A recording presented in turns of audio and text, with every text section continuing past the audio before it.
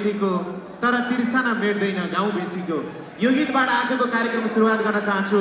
तपाईहरुलाई अलिकति नाच्न हतार छ, नाचिहाल्ने हो गइहाल्ने हो भन्नुहुन्छ भने चाहिँ म नाच्ने गीत गाउँछु गइहाल्छु।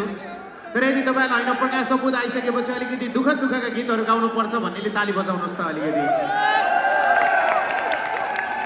त्यसमै म दुईवटा परदेशीको